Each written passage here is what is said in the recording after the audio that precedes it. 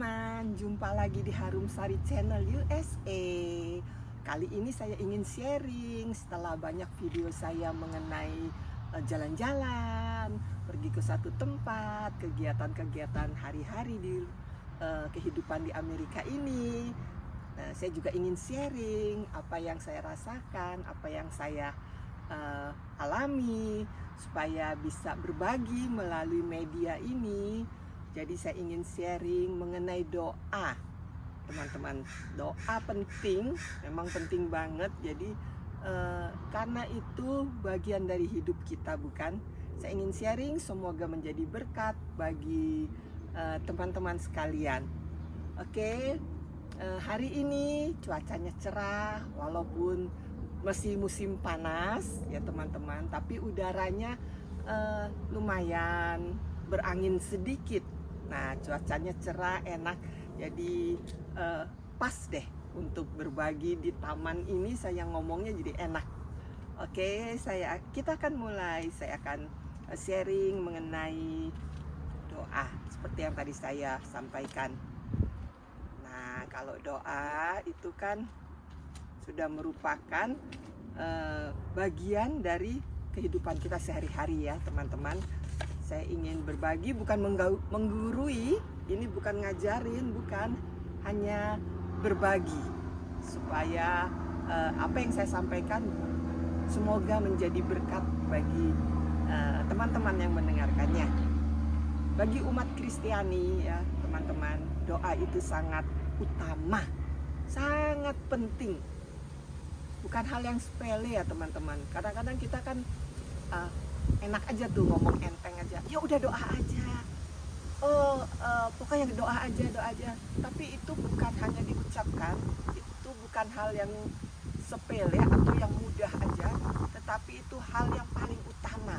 Sebagai anak Tuhan, sebagai orang-orang Kristen, doa itu sangat utama. Kenapa? Karena doa sama seperti nafas bagi tubuh kita, bagi jasmani kita ini, kita paling utama adalah nafas. Jadi doa adalah nafas bagi rohani kita.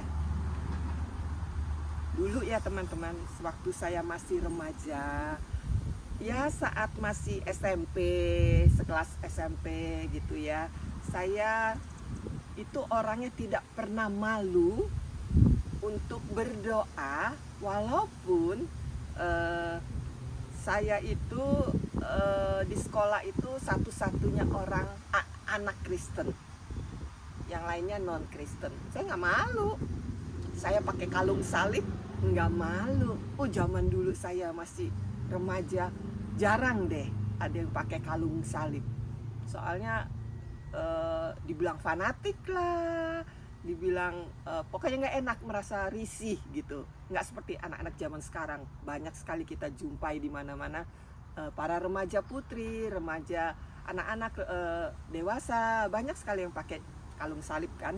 Nah, kalau zaman saya dulu sedikit sekali. Kemudian yang berdoa pun depan umum sedikit sekali. Karena apa? Ya itu tadi, nggak umum dan malu dilihat orang. Tapi saya tidak pernah malu. Kalau saya makan, sebelum makan, saya berdoa dulu. Di kantin sekolah, walaupun saya satu-satunya anak Kristen, yang lainnya non-Kristen, saya tetap berdoa. Kalau lagi istirahat makan di kantin sekolah, saya berdoa. Walaupun kadang-kadang ada juga yang usil ya. Doanya jangan kelamaan, tuh ayam ntar hilang, tuh bakwan ntar hilang, gitu kan.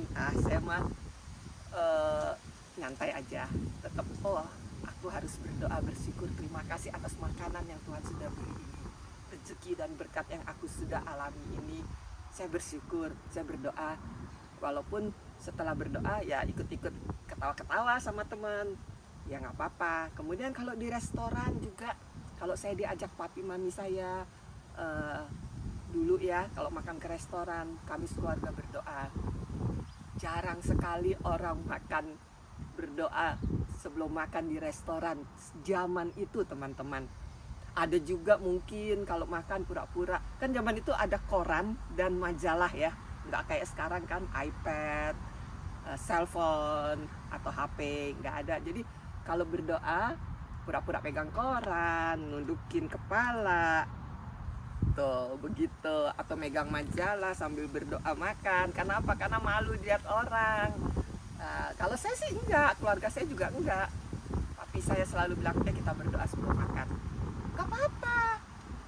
Jadi zaman itu pun, zaman saya remaja atau zaman saya kecil, saya tidak malu untuk berdoa.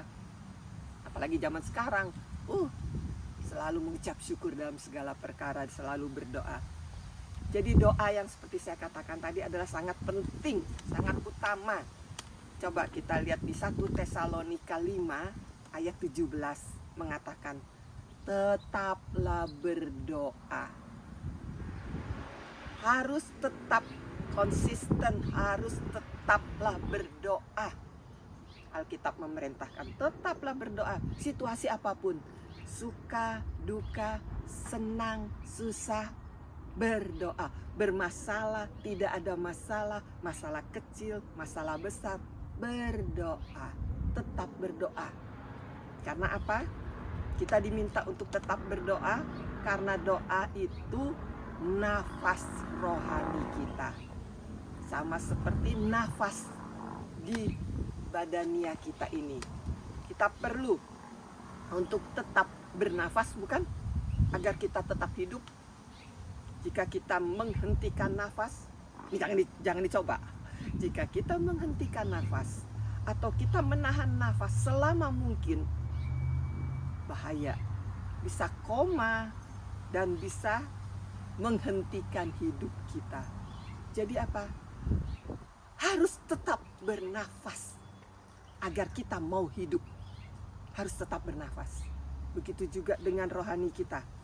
Kita harus tetap berdoa agar rohani kita tidak mati, tidak koma, tidak klenger. Kita harus tetap berdoa untuk kehidupan rohani kita. Nafas itu sangat penting bagi tubuh kita, kan? Seperti yang tadi saya katakan. Bahkan teman-teman kita coba deh, mungkin ada pengalaman juga di rumah sakit, akan dibantu para pasien yang di rumah sakit, akan dibantu alat khusus untuk pernapasannya, agar pasien tetap dalam kondisi hidup. Mereka menolong pasien dengan alat bantu pernafasan. Maka sebagai anak Tuhan, sebagai orang Kristen, saling mendoakan itu sangat penting.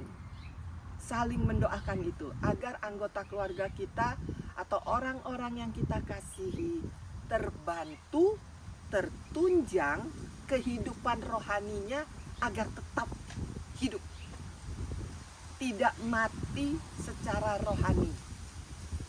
Seperti orang pasien di rumah sakit yang memerlukan alat bantu pernafasan agar si pasien itu tetap hidup. Kita juga bisa membantu keluarga atau rekan-rekan yang ada yang mungkin sulit dalam hal untuk berdoa. Kita bantu support untuk mendukung doa. Seperti orang yang sulit bernafas, kita bantu untuk membantu mereka bisa bernafas. Doakan suami Anda, doakan istri Anda, anak-anak, sampai mereka dapat berdoa secara mandiri. Banyak kan keluarga-keluarga yang suami saya belum bisa berdoa, istri saya belum bisa berdoa, anak-anak saya tidak pernah atau belum bisa berdoa.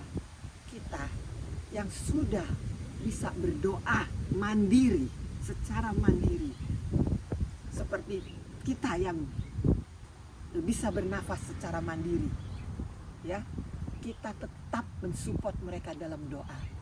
Doakan mereka, tetap dukung mereka dalam doa sampai mereka bisa berdoa mandiri, sampai mereka bisa berdoa sendiri. Tetap kita dukung keluarga kita untuk dia bisa dapat berdoa sendiri. Seperti kita memberi nafas bantuan bagi orang yang posisinya sedang sulit bernafas, sampai orang itu dapat bernafas sendiri. Ya, teman-teman, Jangan menganggap doa itu adalah kebiasaan bagi kita. Doa adalah harus merupakan bagian dari hidup kita. Ya, teman-teman, supaya kita tidak menyepelekan arti untuk doa. Suami istri yang selalu mengucapkan I love you, aku sayang padamu setiap hari, jangan menjadi kebiasaan.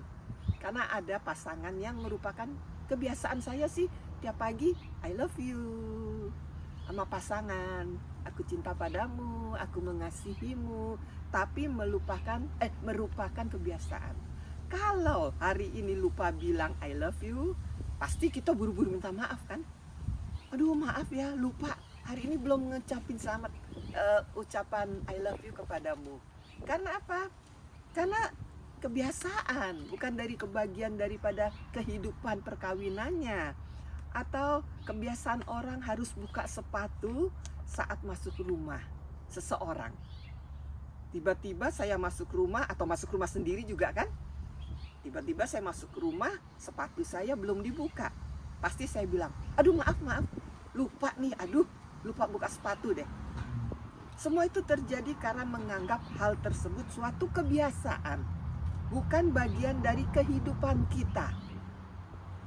Bagi kita yang menganggap itu suatu kebiasaan bisa lupa. Tapi kalau itu menganggap bagian dari hidup, itu otomatis kita lakukan. Begitupun dengan doa, harus merupakan bagian dari kehidupan spiritual kita, kehidupan rohani kita.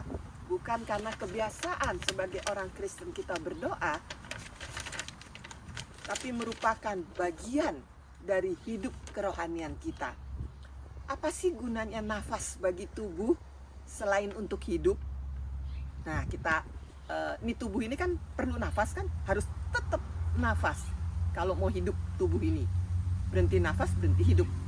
Nah, sekarang apa sih gunanya nafas selain untuk hidup? Pertama, melepaskan racun. Nafas ini melepaskan racun dalam tubuh. Kita menghirup O2,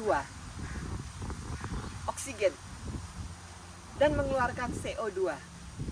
Kita menghirup oksigen, mengeluarkan karbon dioksida. Ini racun. Karbon dioksida racun. Saya bukan ahli kimia, tapi kita pernah dengarkan pengetahuan umum kalau kita waktu sekolah kan kita tahulah hal ini. Jadi begitu juga dengan doa, teman-teman. Dapat melepaskan racun-racun rohani, hal-hal negatif seperti rasa khawatir, rasa cemas, pesimis, merasa tidak memiliki siapa-siapa, merasa kesepian, sendiri. Itu kan hal-hal negatif kan dalam kerohanian kita. Doa bisa membuat kita merasa tidak terbeban lagi.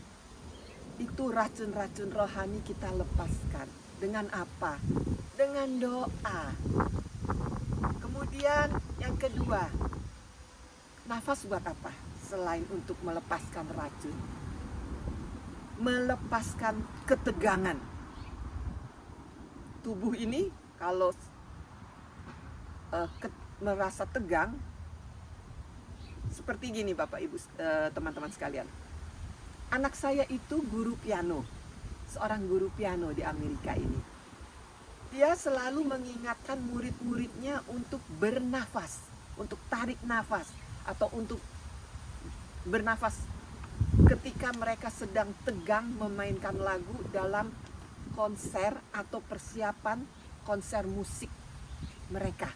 Karena anak saya ini setiap tahun mengadakan konser musik 2 kali, summer sama winter. Jadi musim panas dan musim dingin, biasanya Natal. Anak saya mengadakan konser bagi murid-muridnya. Nah, murid-murid itu kan latihan tuh.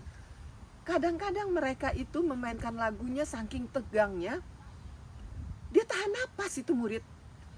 Tahan napas sampai piano, sampai satu part lagu itu kelar, baru dia narik napas. Nah, anak saya sebagai guru, dia mengingatkan, tarik napas, jangan sampai tunggu lagunya selesai baru tarik napas lagi.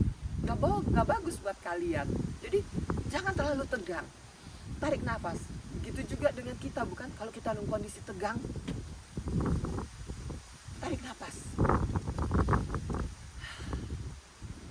untuk meredakan ketegangan. Begitu juga doa akan membuat kita tidak tegang menghadapi persoalan hidup, karena ada rasa berserah. Setelah berdoa, kita akan ada rasa, oh ya Tuhan, aku serahkan persoalan hidupku padamu. Kita berdoa, melepaskan ketegangan rohani kita. Berdoa. Kemudian yang ketiga apa lagi? Kegunaan kita bernafas untuk tubuh, kegunaan kita berdoa untuk rohani kita. Ketiga, menjernihkan pikiran. Orang panik, orang takut, emosi tinggi, kondisi marah besar akan diingatkan untuk tarik nafas dulu. Tenang, tarik nafas dulu. Kamu jangan emosi, kamu jangan panik, kamu jangan marah begitu. Stop, ya kan? Ayo tarik nafas dulu, diam, gitu kan? Dianjurkan oleh orang sekelilingnya, karena pikirannya sedang tidak jernih, kacau atau butek. Kalau orang Jakarta bilang, aduh pikirannya lagi butek, lagi kacau, tidak jernih, jadi tidak bisa berpikir normal, ya kan? Dengan adanya tarik nafas dalam-dalam, maka pikirannya menjadi lebih tenang, lebih jernih. Begitu juga dengan doa, ya teman-teman, membuat pikiran kita lebih jernih. Kita tidak dikuasai pikiran sendiri, tapi kita berpikir, Tuhan tahu kondisi saya, Tuhan tahu. Jadi kita tidak terbawa oleh pikiran saya, apa saya bisa melakukan hal ini? Apa Tuhan tolong ya? Apa saya mampu ya melewati semua persoalan saya? Oh, apa Tuhan dengar ya? Apa akan Tuhan lihat keadaan saya? Jadi pikiran kita tidak jernih. Dengan doa, pikiran kita akan menjadi lebih jernih. Dan kita akan selesai berdoa, akan berpikir lebih jernih. Dan oh Tuhan, aku tahu aku anakmu. Aku tahu Engkau tidak akan tinggalkan. Lebih jernih kan? Aku tahu Engkau sangat dekat kepadaku. Dan Engkau tahu kondisi aku. Kemudian yang keempat, apa gunanya nafas atau apa gunanya doa bagi jasmani dan rohani kita? Keempat, gunanya nafas untuk tubuh meningkatkan stamina atau daya tahan tubuh, memperkuat sistem kekebalan tubuh. Itu bernafas. Itu akan meningkatkan daya tahan tubuh, stamina kita, memperkuat sistem kekebalan tubuh. Sama, doa juga begitu teman-teman, membuat kita kuat menghadapi persoalan yang ada. Yaitu dengan apa?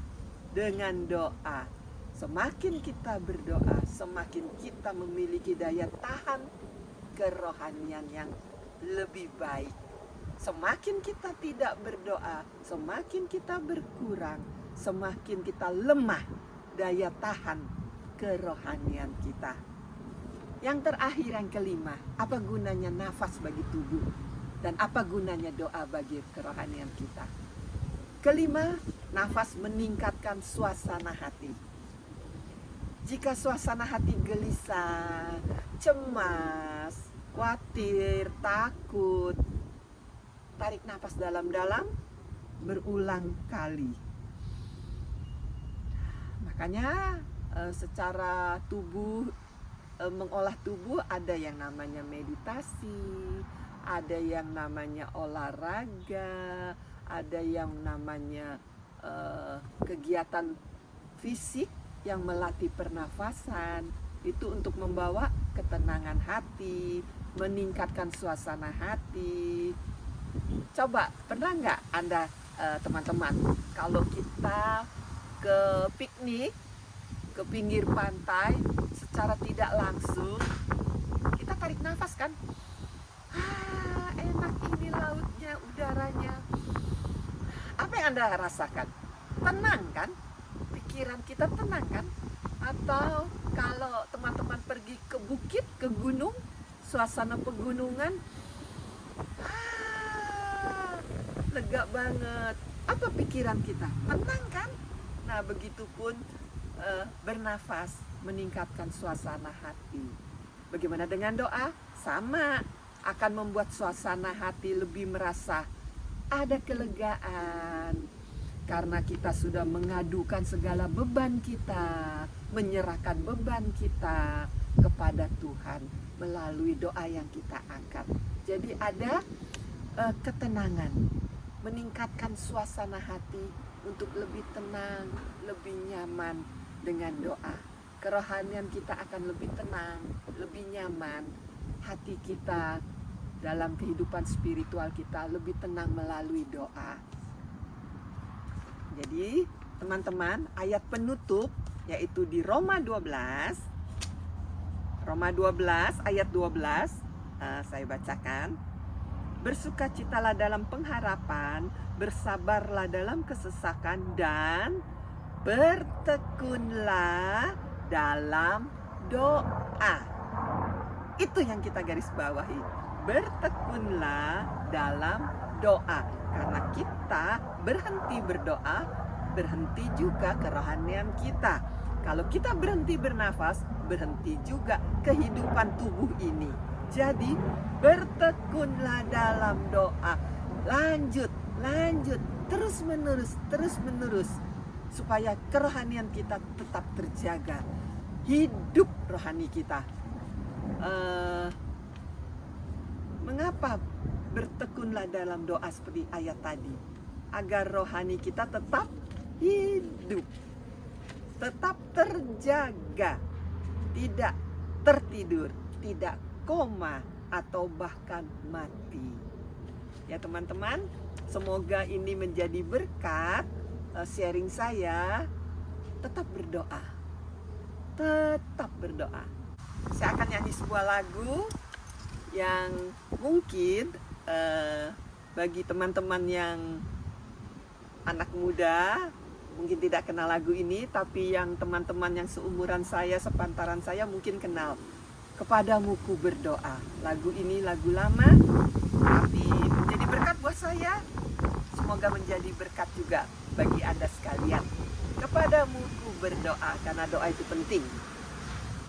Kepadamu ku berdoa dan ku pinta, ulurkanlah tangan kasih-Mu padaku, jadikanlah daku ini hamba setiamu, oh Tuhanku, dengarkanlah doaku kepadamu, karena ku tahu pasti, oh Tuhan, apapun juga di dunia ini, oh tanpamu Tuhan semuanya takkan berarti, oh Tuhanku, dengarkanlah doaku kepadamu, oh Tuhanku, dengarkanlah doaku kepadamu, oh Tuhanku, dengarkanlah doaku kepadamu. Amin. Haleluya, puji Tuhan. Semoga memberkati teman-teman sekalian. Sampai di sini dulu video saya kali ini. Sampai jumpa lagi di video berikutnya. Salam dari Amerika. Bye-bye. God bless you. Tuhan memberkati Anda sekalian dan saya juga. Amin.